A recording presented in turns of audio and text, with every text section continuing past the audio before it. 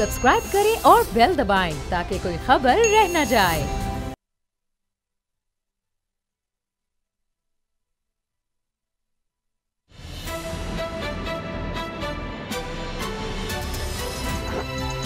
अब पता चला।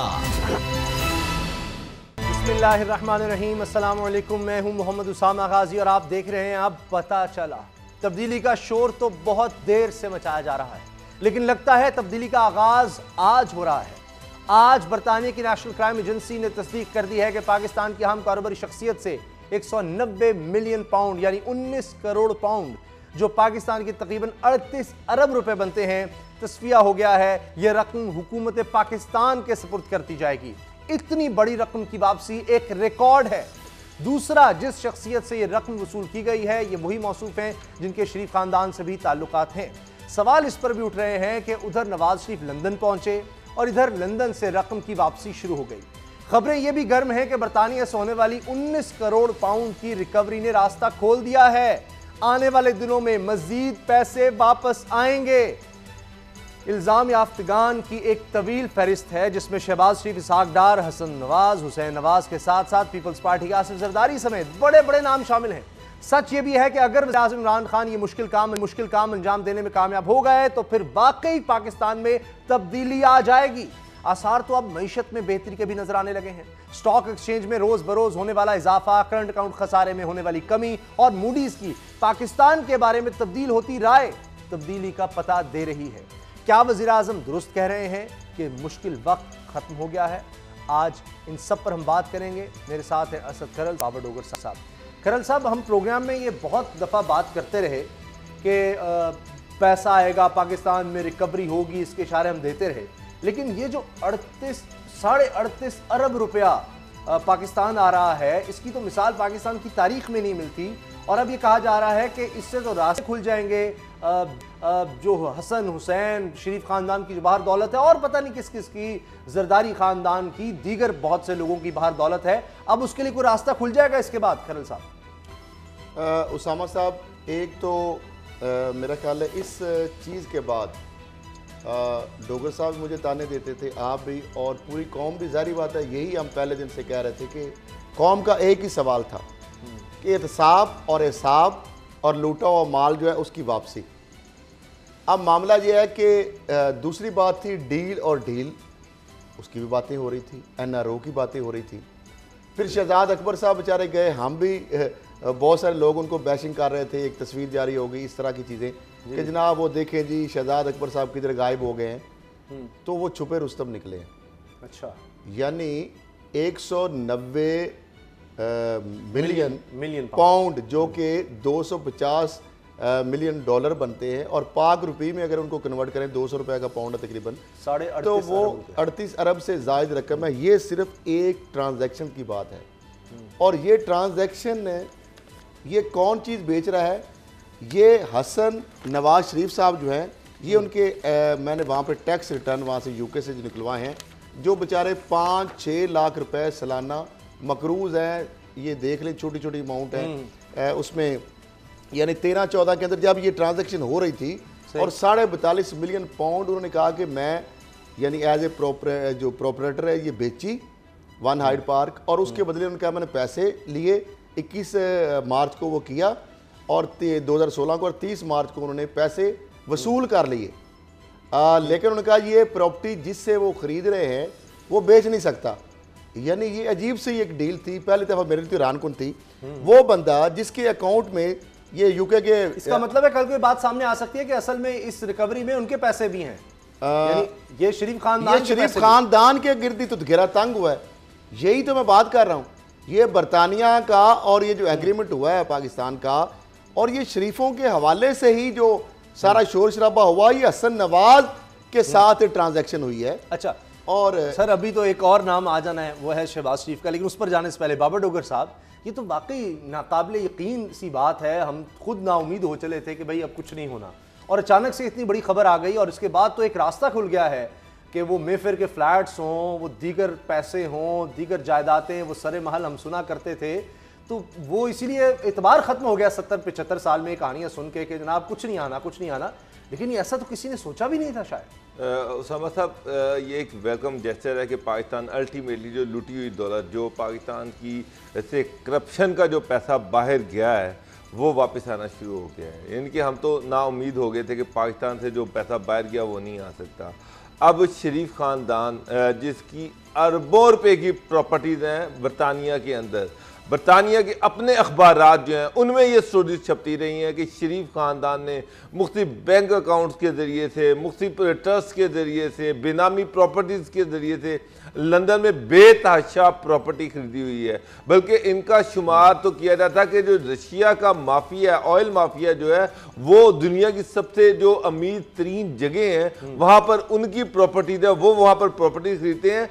उन इलाकों में, दुनिया के महंगे तरीन इलाकों में, लंदन के महंगे तरीन इलाकों में शरीफ फैमिली के जो अपार्टमेंट थे, अभी तक मेल के मुताबिक 21 मजीद प्रॉपर्टीज हैं जो कि लंदन में इन्होंने खरीदी हुई हैं लूट मार के पैसे से, जिनमें मेफेयर है, जिनमें चेल्सी है, बेलग्रेविया है और एवनफील्ड है। इस तरह 21 मजीद प्रॉपर्टीज हैं जिनका तो पता है कई मिलियन पाउंड्स में है। तो सर ये तो बस एक छोटी सी चीज है कि जिस तरह से कि ये 38 मिलियन की तो ये एक प्रॉपर्टी। बड़ा शॉर्टली मैं बताऊं डॉक्टर साहब की इजाजत से, अगली खबर पर ये छोटा सा बिल्कुल जल्दी से, कि जिस तरह यहाँ पे FBI है ना, बरतानिया में भी उनको HRMC बोलते हैं, वहां पे जो FBI का इदारा है।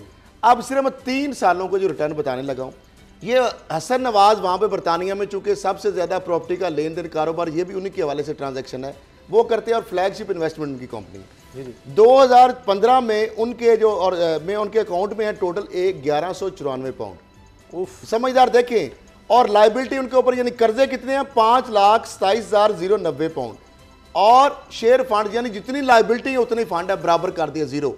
फिर उसके बाद 14 में उनके जो अकाउंट में 3733 पाउंड है, पूरे 3733 पाउंड, और ये लाइबिलिटी है 4,36,053 और 4,36,003। इतना जबरदस्त उन्होंने कहा वहां पर सारी प्रॉपर्टीज बराबर ट्रस्ट के जरिए से, अच्छा फ्रंट कंपनीज के जरिए से, पनामा यही तो है। अच्छा सर, और 13 बाहर है, 13 में आ जाता है कि लंदन में भी लगाने के वहां से भी सबूत जो आते हैं। और ये हसन है, हुसैन तो पता नहीं कहां मामला है ना। ये 191 पाउंड है इनके अकाउंट में 13 में, और 5,51,147 लाइबिलिटी या कर्जे हैं, और 5,51,000 एक रुपया भी टैक्स वहां पे भी चूना लगा रहे हैं। अगली बात पनामा और अगली बात मुल्कों में सारी कंपनी इसलिए हमारी कंपनी वहां रजिस्टर्ड है, हम वहां पर टैक्स देते हैं बरतानिया में कुछ, और उधर कहते हैं पाकिस्तान देते हैं, पाकिस्तान को कहते हैं BVI में देते हैं, BVI से पनामा देते हैं। पूरी टोपियां पहनाई है। 5 सारी प्रॉपर्टीज अच्छा 12 में आ जाए जो है अपने नाम पे तो उन्होंने कोई चीज। अच्छा 1 मिनट, पूरे 59 पाउंड है उनके अकाउंट में। आज हमने 2 और खबरें करनी है ब्रेक से पहले। लाइबिलिटी 3,56,000, ठीक है 356, और उतने ही जी कर्जा उतना ही। अब मामला ये सिर्फ एक सवाल था, 30 खबर पर जाना है। 30 मार्च को 42 मिलियन पाउंड, 42.5 मिलियन पाउंड की जो तकरीबन आप 10 अरब की बनती है, 9-10 अरब की प्रॉपर्टी वो बेच रहे हैं। इधर वो लाइबिलिटी और एसेट का जीरो है, मेरा सवाल तो कैश है नहीं उनके पास, मकरूज है। इशू ये है कि जब सारी प्रॉपर्टीज बेनामी है, फ्रंट कंपनीज के नाम पर है, ट्रस्ट के नाम पर है, बैंक अकाउंट्स के नाम पर प्रॉपर्टीज खरीदी गई हैं, तो ये प्रॉपर्टीज डिटेक्ट कैसे होंगी? डिटेक्ट होंगी तो ये पैसा पाकिस्तान में आएगा ना। सबसे पहला तो सवाल ये कि लंदन में 22-23 जो प्रॉपर्टीज जो है वो उनको पता कैसे चलेगा ये इनके नाम? उन्होंने तो अरबों रुपए की बेतहाशा प्रॉपर्टीज, अरबों पाउंड्स की किसके नाम की। अच्छा इसमें बड़ा एक छोटा सा अहम एक जो इनके अपने नाम भी हैं। जेरी फ्रीमैन जिसने जाली ट्रस्टेड में जिसकी पेश की गई थी ना, इस ट्रांजैक्शन के अंदर भी वही जेरी फ्रीमैन जो है, अच्छा वही जो सोलिसिटर है वो इसमें शामिल है, जिसकी वहां में यूके में गया जब ट्रस्ट डीड का सारा मामला अभी भी दोबारा, और पहले भी 12 अगस्त 1998 को ये किताब मौजूद है जो 99 में छपी, जिसमें 12 अगस्त 1998 को ये सारे पार्क का, मुझे ख्वाब तो नहीं आ जाना था कि 2006 में ये कतरियों के फ्लैटों की जो एडजस्टमेंट की, ये नाज़रीन के लिए दिखा दूं। अब मामला ये है कि ये उस वक्त भी ये जो उन्होंने उसी ये 12 अगस्त ये दिखाएं जी, 12 अगस्त 1998 को लंदन यूके लैंड रजिस्ट्री से मैंने पेमेंट करके ये जो सारी रजिस्ट्रियां उस वक्त 90 नाम छपी, और उसके अंदर ये सारा जो बतौर एविडेंस जिसमें पूरी मनी लॉन्ड्रिंग की इनकी पूरी शरीफ फैमिली की डिटेल है, किस तरह ये अकाउंट गए उसामा साहब। अच्छा, एक एक चीज ये तो होगी बरतानिया की। आप पाकिस्तान आप पाकिस्तान पे आ जाइए। पाकिस्तान में अगर आप देखें तो शहबाज शरीफ साहब की जो जायदाद थी वो मुंजमद कर दी गई है, और जो उनके नाम थी सिर्फ ज़ाहिर वही की जा सकती है, पता नहीं और क्या कुछ है इसमें। लाहौर की है जी 96H और 86H मॉडल टाउन की जायदादें हैं, प्रॉपर्टीज के अलावा बहुत सी हैं। एबटाबाद में इनकी प्रॉपर्टी है, 9 कनाल का प्लॉट है। इसके अलावा 2 प्रॉपर्टियां हरीपुर में भी हैं। इसके अलावा जौहर टाउन में 13 प्रॉपर्टियां हैं, चिन्योट में 2 प्रॉपर्टियां, डिफेंस फेज 5 लाहौर में प्लॉट शामिल है। तो बाबर डोगर साहब, ये मैंने अभी शाहिद खान अब्बासी साहब पर भी बात कर रही है, जिनके बारे में कॉलम लिखे जाते हैं कि जनाब वो तो बड़े शरीफ आदमी हैं और मिफ्ता इस्माइल साहब तो ऐसा कुछ कर नहीं सकते, और यहाँ मेरे पास जो डिटेल है उसमें 47 अरब रुपए का नुकसान बताया गया है, कहीं 68 अरब रुपए इस कौम को अदा करने पड़ेंगे इनके इस कॉन्ट्रैक्ट की वजह से, 21 अरब रुपया उन्होंने फ़ायदा पहुंचाया एक प्राइवेट कंपनी को, उसमें मैं बाद में आता हूँ। तो ये शहबाज शरीफ साहब के गिर्द अब घेरा तंग हो गया है, आगे अब क्या होगा? ये प्रॉपर्टीज़ इनकी जो ये कम नुकसान तो नहीं है, पहले इनके बैंक अकाउंट सील हुए हैं, अब इनकी प्रॉपर्टीज़ भी मुंजमद उसामा साहब मुंजमद हो गई। असल चीज़ ये है कि जब ये प्रॉपर्टीज़ इनकी नीलामी होनी चाहिए और वो जो पैसा है वो कौमी खजाने में जाना चाहिए। ये तो कुछ भी नहीं है। ये जो प्रॉपर्टीज यहाँ पे आपने बताई है 96 या 86 करोड़ रुपए की, एक जो है 5-10 करोड़ की प्रॉपर्टी, सर यहाँ पर अरबों खरबों रुपए के कॉन्ट्रैक्ट्स हुए हैं। यहाँ पर बेतहाशा पैसा जो है वो बाहर, ये जो जितने एग्रीमेंट्स होते थे पैसा बाहर के अकाउंट में चला जाता था। जाएं जाके चाइना के बैंकों में पता करें, जाके दुबई के बैंकों में पता करें, तुर्की के बैंकों में पता करें कि कितना पैसा है वहां पर, कितनी प्रॉपर्टीज है वहां पर। ये तो कुछ भी नहीं है। और मैं लेकिन मैं ये मेरी ये ख्वाहिश है कि कम अज़ कम जो असासे मुंजमद हो रहे हैं ये खाली मुंजमद ही ना रहे, पता चले कि 10 साल मुंजमद है और बाद में इन्होंने फिर हासिल कर लिया। इत्तेफाक फाउंडरी का केस 97 से मैं सुन रहा हूं 4 अरब रुपया देना था उस वक्त, इन्होंने सुन ले, बड़ी इंपॉर्टेंट बात, आज भी ये प्रॉपर्टी इनके पास है, प्रॉपर्टी भी की है वहां पर। अब वो हाउसिंग सोसाइटी डेवलप अरब रुपए की वो, और वो हाउसिंग काटी गई, और किस तरह इन्होंने सारे वो वहां पर डेवलपमेंट सारे एक्सपेंडिचर किए। 4 अरब में किसी और बंदे से दिलवाया और वो 26 अरब उल्टा प्रॉफिट ले लिया। उस पे क्या हुआ मैं आपको बताता हूँ। उस पे जो ये जो सारी प्रॉपर्टी थी, इस पे इन्होंने इत्तेफाक फाउंड्री की जो जमीन थी इस पे लोन लिया, लोन ले लिया, उसके अगेंस्ट ये प्लेज करवा दी, लोन वापस नहीं किया गया। उसके बाद ये था कि इसकी नीलामी होनी थी, इसको मुंजमद कर लिया गया। इसकी जब नीलामी होनी थी तो उसमें जो इनके तीसरे भाई थे मरहूम, वो कोर्ट में चले गए कि ये तो जी मुश्तरका खाते की ज़मीन है, इसमें मेरा भी हिस्सा है, तो ये किस तरह से प्लेज हो सकती है। तो वो वहाँ से स्टे ले आए। जब वो स्टे ले आए तो जनाब वो प्रॉपर्टी जो थी वो उसी तरह पड़ी रही, वो बिक ही नहीं सकी। और अल्टीमेटली जाकर इन्होंने वो लोन जो थे वो कर के सेटल करवा के प्रॉपर्टी फिर दोबारा से वापस ले ली और लेके अब उस पर हाउसिंग सोसाइटी बना रहे हैं। तो ये भी इसी तरह कल हो सकता है कि इनमें भी कोई ना कोई और शेयर होल्डर हो इन सारे घरों में। कल आज इन्होंने मुंजमद कराई है, कुछ 6 महीने के बाद कोई और बंदा निकले और जाके स्टे ले आए कि जनाब ये कैसे मुंजमद होगी, इसमें तो मेरा शेयर भी था, मेरे ऊपर तो कोई इल्ज़ाम ही नहीं है। और ये फिर ये मामला, ये इतने टेक्निकली इनको पाकिस्तान में कोई नहीं हरा सकता। मैंने देखा है पिछली मुशर्रफ दौर में बेतहाशा प्रॉपर्टीज़ को मुंजमद किया गया, उनको ले लिया गया इनसे, फिर ये सारा कुछ इन्होंने वापस ले लिया।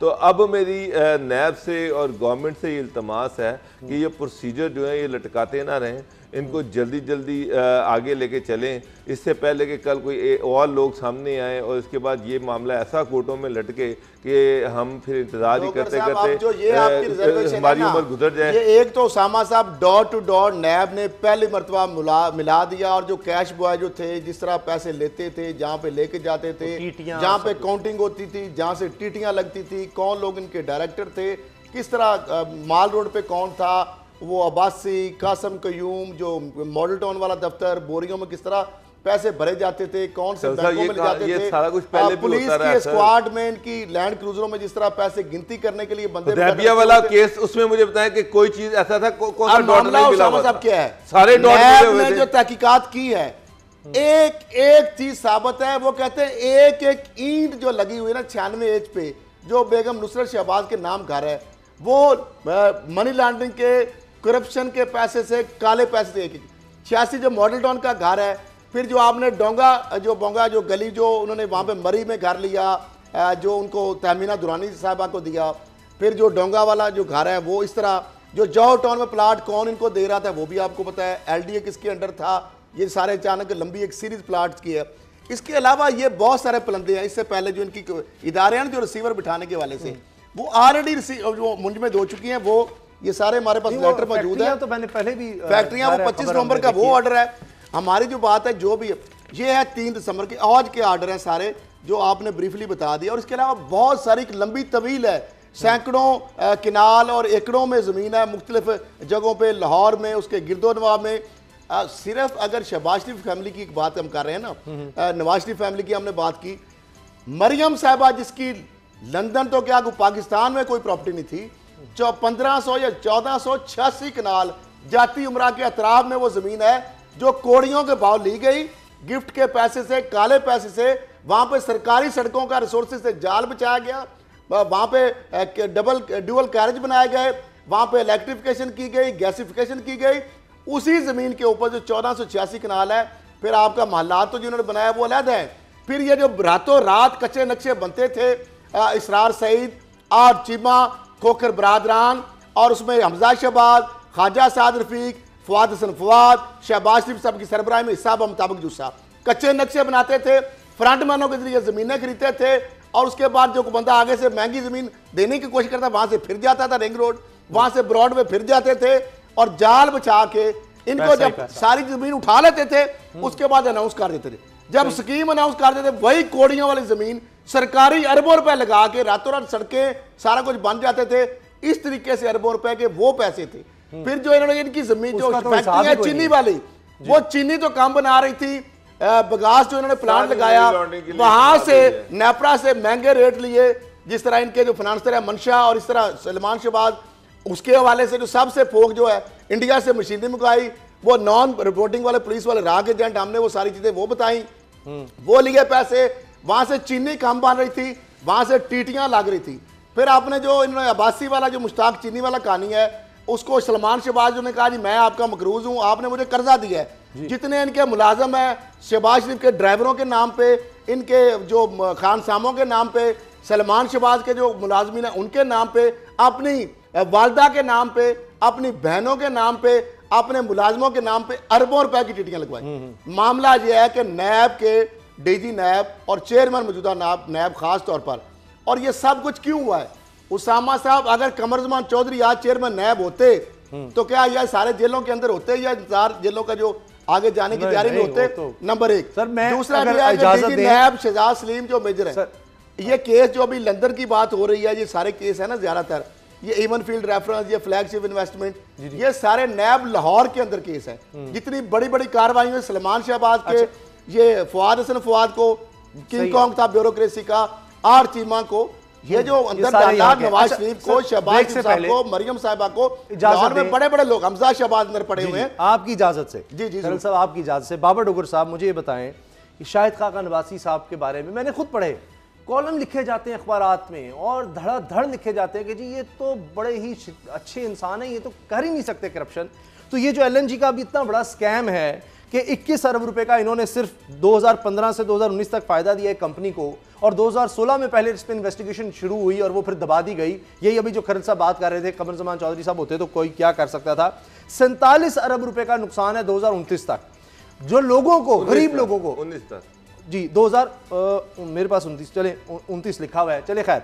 अच्छा 68 अरब रुपए 15 साल में गरीब आदमी को ये गैस की मद में एक्स्ट्रा देने पड़ेंगे। तो फिर मुझे बताएं कि फिर वादा माफ गवाह क्यों बन गए हैं लोग इसमें, जो कि इनके साथ काम करते हैं। आबिद सईद साहब जनाब ये एलएनजी केस में वादा माफ गवाह बन गए हैं, ये सेक्रेटरी पेट्रोलियम इनके अंडर रहे। तो अगर ये लोग इतने ही साफ सुथरे थे तो फिर 2016 में इन्होंने बंद क्यों कराई इंक्वायरी, फिर वादा माफ गवाह दो क्यों सामने आ गए हैं? तो फिर ये क्या खेल है? इस कौम को आखिर लूटा किसने है? उसामा साहब बेतहाशा सवालात खड़े हो रहे हैं जिनका जवाब ही कोई नहीं है। मसला ये है कि एक मीडिया के कुछ जर्नलिस्ट ऐसे हैं, कोई ख़ास मीडिया ग्रुप्स ऐसे हैं जो ये साबित करने पर तुले हुए हैं कि नहीं जनाब ये सारा कुछ जो हो रहा है ये सिर्फ एक तरफा कार्रवाई हो रही है, इनको विक्टिमाइज़ किया जा रहा है। लेकिन जब सवालात के जवाबात जो हैं वो इनके पास नहीं है, शायद खाकान अब्बासी से इतना बता दें कि एंग्रो के जो सीईओ थे वो SNGPL के हेड किस तरह से बन सकते हैं। एक ही बंदा जो है वो दोनों तरफ से एग्रीमेंट किस तरह से साइन कर सकता है, यानी कि वो बंदा एंग्रो को भी रिप्रेजेंट कर रहा है, वो SNGPL को भी रिप्रेजेंट कर रहा है। तो ये क्लैश ऑफ इंटरेस्ट जो था ये इन्हीं के दौर में यानी इधर से दरखास्त दरखास्त देने वाला भी सीईओ और उसको अप्रूव करने वाला भी सीईओ, क्लाइंट भी सीईओ और जो उसको अप्रूवल देने वाला वो एक ही बंदा है। ये खाकान अब्बासी साहब ये मुझे आपके अंडर ही हुए हैं, ये किसी और के अंदर नहीं हुए। तो लेकिन उसके बावजूद देखिए ये जो लोग उनको बड़ा इनोसेंट और मासूम शो करने की कोशिश कर रहे कि जी वो बड़े क्लीन थे, साफ थे और बड़े सोमो सलात के पाबंद थे, वो इन सवालात की तरफ नहीं आते, इसका जवाब उनके पास नहीं है। वो बस ये एक ही तरफा जी उनकी एक तरफा कार्रवाई की जा रही है। मुझे एक बात बताएं, मरियम नवाज गई हैं नैब में, शहबाज शरीफ नैब में गए हैं, शहबाज शरीफ हसन वो जो हैं ये उनके शहबाज के बेटे हमजा शहबाज गए हैं, सलमान शहबाज गए हैं, आपके सामने नैब की कार्रवाई है, किसी एक सवाल का जवाब इन्होंने दिया।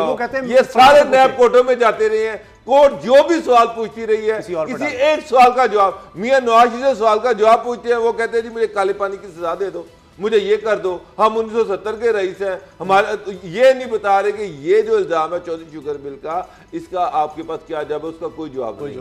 उसका शहबाज शरीफ साहब है, सवाल उनसे पूछा जाता है कि जी ये आपके खिलाफ मनी लॉन्ड्रिंग का इल्जाम है, वो जवाब देते हैं कि जी मैंने मेट्रो बना दी, मैंने ऑरेंज लाइन बना दी, मैंने तो इतना अरब रुपए बचा दिए, उस सवाल का जवाब नहीं है। हमजा से सवाल पूछा जाए तो वो कहते हैं कि जी सलमान से पूछो, वो सलमान जो है उसको पता, मुझे नहीं पता, जाओ जाकर मेरे बहनोई से पूछो, मेरे वालिद से पूछो, किसी एक सवाल का जवाब नहीं है। और लेकिन उधर से जनाब कुछ लोग इनको बड़ा मजलूम साबित करने की कोशिश कर रहे हैं। करल साहब मुझे बताएं, राना सनाउल्लाह साहब के खिलाफ अब असासाजात केस की तहकीकात की मंजूरी दे दी गई है नैब के एग्जीक्यूटिव बोर्ड ने, तो अब इनके असासे तो जस्टिफाई कैसे हो सकते हैं, ये किस तरह से इनकी पूरी कहानी है, कैसे पैसा बनता रहा, क्या क्या होता है? राना सनाउल्लाह साहब का जो केस है, इसके अंदर जो एंटी नारकोटिक्स ने जो उनके एसेट्स जो फ्रीज किए हैं उसकी भी एक बहुत लंबी चौड़ी एक फहरिस्त है।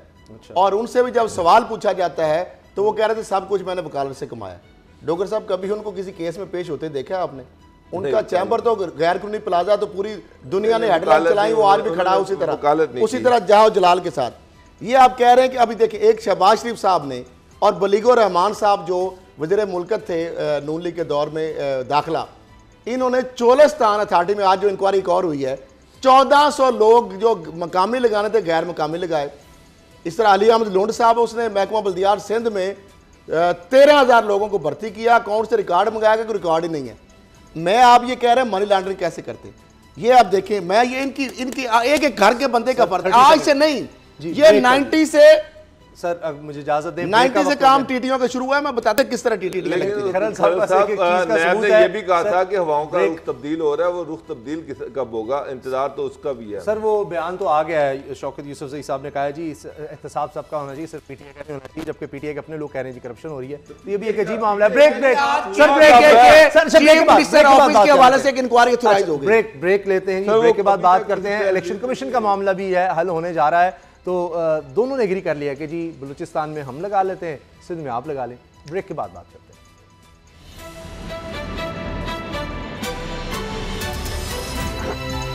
अब पता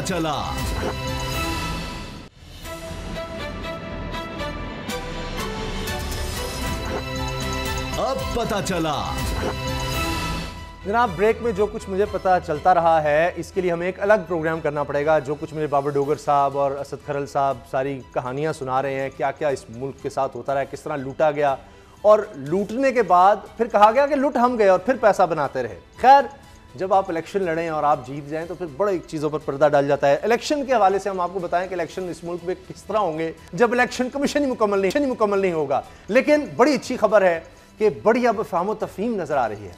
हुकूमत कहती है कि बलूचिस्तान की तरफ से जो मेंबर होंगे इलेक्शन कमीशन के वो हमें लगाने दिए जाएं, और जो सिंध के होंगे वो अपोजिशन अपनी मर्जी से लगा ले। लेकिन मजे की बात सुने, वहां भी झगड़ा हो गया नून लीग और पीपल्स पार्टी में कि अब वो नाम खैर कहा जा रहा है कि पार्लियामेंट्री कमेटी में कल तक नून लीग और पीपल्स पार्टी को फाइनल करके दे देंगे।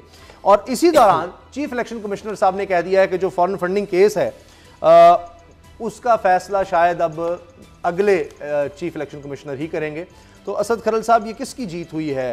ये सियासतदानों की जीत है कि बलूचिस्तान में हम लगा ले, हुकूमत कह रही है हम लगा देंगे उसका मेंबर जो है, और सिंध का जनाब पीपल्स पार्टी लगा देगी। अब मुझे बताएं कि सिंध में पीपल्स पार्टी जब इलेक्शन करवाएगी और अगर उनका बंदा, मैं नहीं, मुझे नहीं पता कौन लगता है, मैं नहीं शक बात का नहीं इज़हार कर रहा, मैं वैसे पूछ रहा हूँ कि अगर वो मैनेज हो जाता है तो अपना बंदा है इलेक्शन कमीशन में, कोई मसला ही नहीं है। उसामा साहब, यही बदकिस्मती है, एक चार्टरेसी के नाम पे आपने बारियां बना ली, अभी फिर आप कह रहे हैं मेरा बंदा उसका बंदा।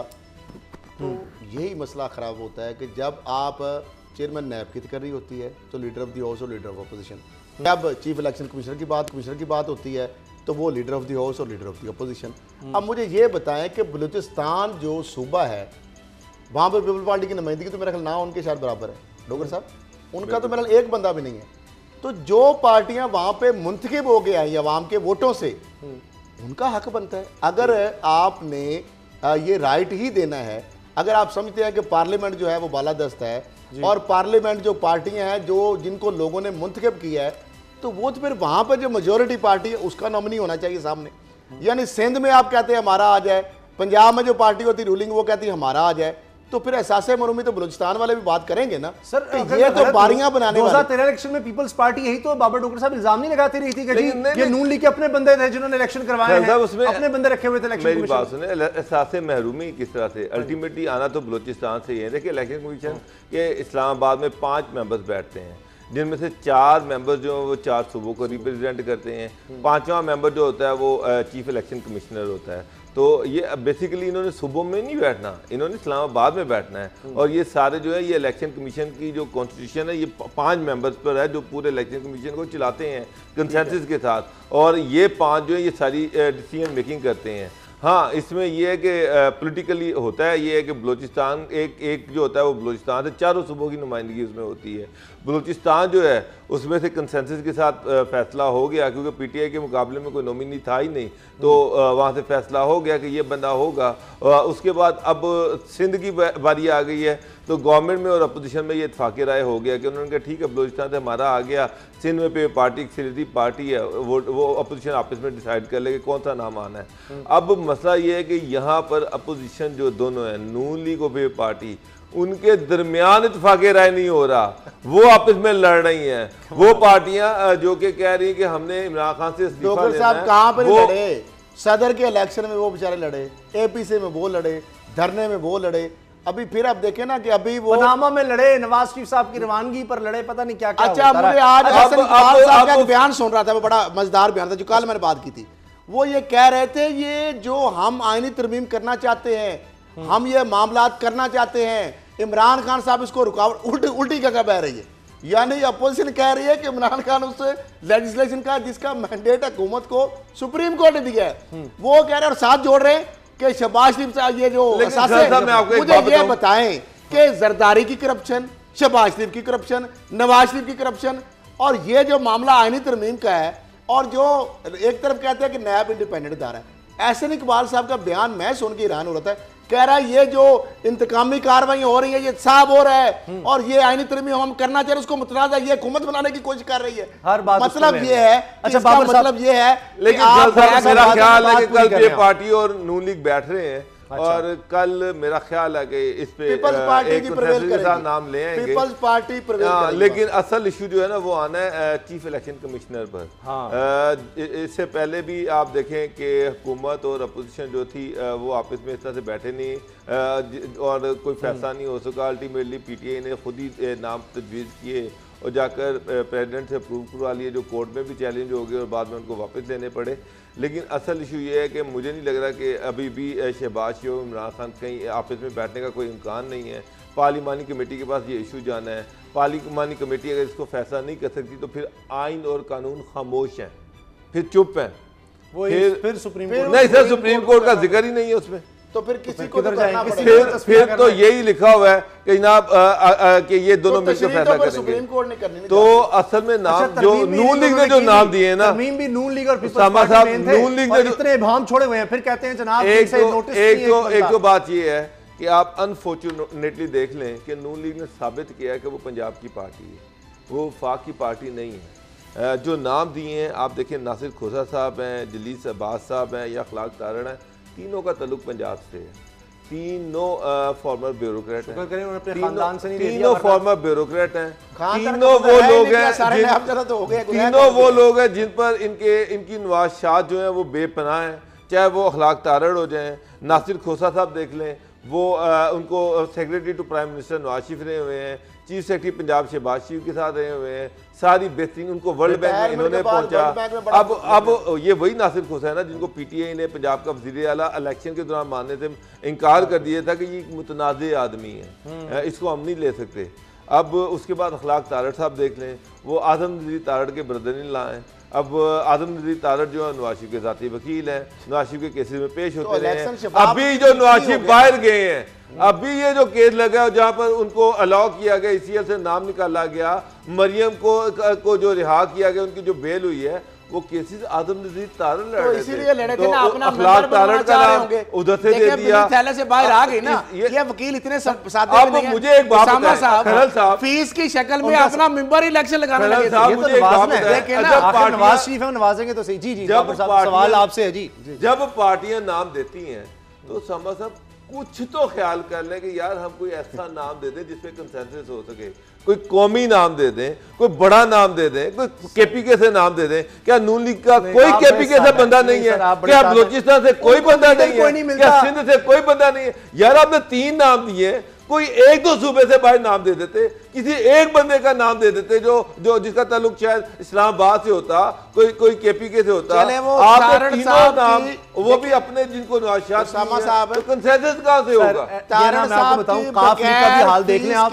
काफ लीग में कोई बंदा मुझे बता दें जो जात है उससे वो बाहर निकलते हो, हर जगह अपनी जात के लोग के साथ हैं। काफ लीग तो तांगे की पार्टी है उसामा साहब, आप उससे एक्सपेक्ट कर रहे हैं एक बड़ी पॉलिटिकल पार्टी है जो पिछला 5 साल का टेन्योर जो उनकी हुकूमत रही, वो कह रहे हैं कि हमारा इतने करोड़ हमें वोट पड़े। पंजाब की सबसे बड़ी, वो अपने आप को पॉलिटिकल पार्टी कहते हैं, और हाल ये है कि उनके पास कोई एक नाम ऐसा नहीं है इलेक्शन कमीशन के लिए जिसका ताल्लुक पंजाब से बाहर हो। लेकिन ये भी तो माने कि सारी पार्टियों का यही हाल है, वो भी अपने अपने लोग ढूंढते हैं। लेकिन ये बात आपकी दुरुस्त है कि नून लीग को कम से कम चले अपने लोग लगाने। यार आपने 3 नाम दिए ना, 3 नाम दिए ना, कोई एक नाम किसी दूसरे सूबे से दे देते। बिल्कुल सही है, कोई दूसरे सूबे की नुमाइंदगी दे देते। आपकी केपीके से सीटें हैं, आप वहां से एक आधा नाम दे देते। सर उन्होंने जो कमेटी बनाई है उसमें भी वो जो अब पीछे से मामला देखेगी, शहबाज शरीफ साहब, नवाज शरीफ साहब नहीं है, उसमें भी उन्होंने ज़्यादातर पंजाब के लोग रखे। ये बस इनका एक है सोच है। करल साहब लास्ट में टाइम बिल्कुल कम रह गया, ये फॉरेन फंडिंग का मामला ये तो अपोजिशन के गले पड़ रहा है। वो नून लीग के वकील से जनाब स्क्रूटनी कमेटी पूछ रही है कि जनाब ये जो फंड आते रहे हैं इन लोगों का बता तो दें, डोनर्स कौन है? वो हर दफा आते हैं, वो कहते हैं जी हमें टाइम देते हैं, हम बताते हैं डोनर्स कौन है, पैसे कहाँ से आ रहे हैं, उनका शनाख्ती कार्ड। अब तो मुझे लगता है वो लोग नहीं देंगे, वो कहेंगे जनाब नवाज शरीफ साहब निकल लिए, शहबाज शरीफ साहब भी चले गए, हम क्यों फंसे? कोई शनाख्ती कार्ड लगता है देने को तैयार ही नहीं है। उसामा साहब मैं समझता हूँ कि ये इलेक्शन की शफाफियत के लिए मुल्क के अंदर जो आप जो ट्रांसपेरेंसी और जमहूरी जो प्रोसेस है उसमें आम आदमी को अगर आपने समझते हैं कि वो शिरकत कर सके, वो इंतखाबी अमल में हिस्सा ले सके, तो उसके लिए सबसे बुनियादी जो पहली स्क्रूटनी है, जो पहली अकाउंटेबिलिटी है, जो पहली कसवटी है, वो आपके पार्टी की फंडिंग जो है उसके ऊपर ट्रांसपेरेंसी हो। सर मैं होता क्या है कि 15 लाख रुपए एमपी है, 30 लाख जनाब एमएनए, सर 30 करोड़ रुपया लग जाता है। तो लेते हैं ना उसामा साहब, यही मसला है कि जेब में ब्राइब के नाम पर टिकटों के ऊपर जो एमएनए एमपीएस के नाम पे जो लोग नए आते हैं, नौदौलतिया आते हैं, जो पार्टियों में जो आते हैं, वो अपने 5-10 करोड़ पे 5 करोड़ रुपए दे के 50 लाख दे के उस पार्टी के जो सरबराह जो लग रहा है उनको होता है कि ये शायद विनिंग या किंग पार्टी है, वो पैसे मुंह मांगे देते हैं और फिर इलेक्शन पे लगाते हैं, इलेक्शन पे करोड़ों रुपया हैं, उनके जलसों पे देते हैं और पटीके उठाते हैं। क्या वो पैसा सारी पार्टियां साहब सिर्फ ये जवाब दे दे, इस मामले सारी पार्टियां क्या वो पैसा क्या फिर कुछ नहीं आपको बता दूं अकाउंट में जाता है? इस केस से वो तो नारायण की जेबों में जाता है। इस केस से कुछ नहीं निकलना। अब मैं आज आपको ये बड़ा मुश्किल है, ये बड़ा मुश्किल है, इस केस से कुछ नहीं निकलना। कि पार्टियों का ऑडिट होना, कौन कौन फंड दे रहा है, कहाँ से फंड आ रहे हैं, वो जो फंड दे रहा है उसका बैकग्राउंड जमहूरियत है बाबर साहब, ये कहाँ की जमहूरियत है? यहाँ सिर्फ अरबपति में इलेक्शन लड़ेगा, बात बता दूं, करोड़ोंपति अरबोंपति इलेक्शन लड़ेंगे। सियासी पार्टियों को ऐसे लोग भी जो दोनों पार्टियों को इन्वेस्टमेंट करते हैं, डोनेशन देते हैं, बड़े बड़े जो जिनके स्टेक्स होते हैं, आपको पता है? जी बिल्कुल। एक ने 35-35 करोड़ दिए, दूसरी पार्टी को उसने 20 करोड़ दिए। जो वो देख रहे हैं आगे आने वाली पार्टी, पीछे जान रहने वाली पार्टी, सबको land mafia, housing mafia, bank mafia, sugar mafia, जितने बड़े बड़े माफिया वो चला रहे हैं, बड़े बड़े मगरमच्छ पॉलिटिकल पार्टीज को इन्वेस्ट करते हैं, सपोर्ट करते हैं। और आप कह रहे हैं कि कुछ नहीं होगा? कुछ नहीं होगा। ये माफिया जो है, ये माफिया खुद नहीं इसके तो फिर पाकिस्तान में हुकूमत जो है माफिया की होती है। माफिया इन तीनों पार्टी नहीं, मुझे आप बता दें, नहीं पीपल्स पार्टी सिंध में है तो माफिया के तहत बनी है। देखिए, इलेक्शन कमीशन ऑफ पाकिस्तान के जो चीफ कमिश्नर है ना, सरदार अहमद रजा साहब, उन्होंने हाथ खड़े कर दिए। ठीक है, मैं और डोगर साहब ये आप तो कुछ नहीं कर सकते, उन्होंने हाथ खड़े कर दिए। जो हमने कहा, उन्होंने कहा जी अगला जो चीफ इलेक्शन कमिश्नर आएगा वो इस मामले को देखेगा। और ये ऐसा पंडोरा बक्स है कि इसमें इतने पर्दा नशीनों के नाम है, 3 साल से खेलता रहेगा, उसके बाद अगला इलेक्शन आ जाएगा, इतने पर्दा नशीनों के उसामा साहब नाम है, ऐसे ऐसे लोगों के नाम आएंगे कि आपकी अकल जो है वो दंग रह जाएगी। बड़े बड़े मुअज्जिन भी हैं, बड़े बड़े नोटेबल हैं, बड़े बड़े सियासी लोग हैं, बड़े बड़े लोगों को टिकटों के भत्थे के तौर पर जिस तरह लिए जाते थे और ये लेते थे पार्टियों वाले, वो पैसे पार्टी के फंड में नहीं जाते थे, उल्टा उनसे जलसों के लिए पैसे लिए जाते थे। फॉरेन फंडिंग में बाहर से जो अकाउंट्स हैं, जो सस्पिशियस ट्रांजैक्शंस हैं, वो कौन इन्वेस्टिगेट करेगा, कैसे पता चलेगा? वहां से तो एक्सेस ही नहीं है, डाटा में रसाई नहीं है। अभी तो सिर्फ नून लीग से मांगा ये जा रहा है कि आप आईडी कार्ड चले। पीटीआई के 23 डिटेक्ट हुए थे ना ऐसे सस्पिशियस फॉरेन अकाउंट्स, क्या बना उनका? कुछ भी नहीं। वो तो भी दस्तावेजात लाए जा रहे हैं, उनकी बहस चल रही है। साहब वो तो फिर भी दे रहे हैं, अकाउंट की डिटेल आ रही है, नून लीग और पीपल्स पार्टी कुछ नहीं दे रही है। खैर साहब, मैं एक बात बताऊं, उनके भी जब आएंगे वो भी कुछ जाली दस्तावेजात दे देंगे, इसमें से कुछ नहीं निकलना, कुछ साबित नहीं होना। मैं आपको बता दूं, ये वक्त का ज़िया है, ये आप देख लीजिएगा, इन अकाउंट से कुछ नहीं निकलना। ये पार्टियां फिर एक दूसरे को गंदा कर रही हैं, बस ये एक दूसरे को गंदा कर रही हैं, इसके अलावा कुछ नहीं। प्रोग्राम देखने का बहुत बहुत शुक्रिया, दुआओं में इजाजत दीजिए, अल्लाह हाफिज़।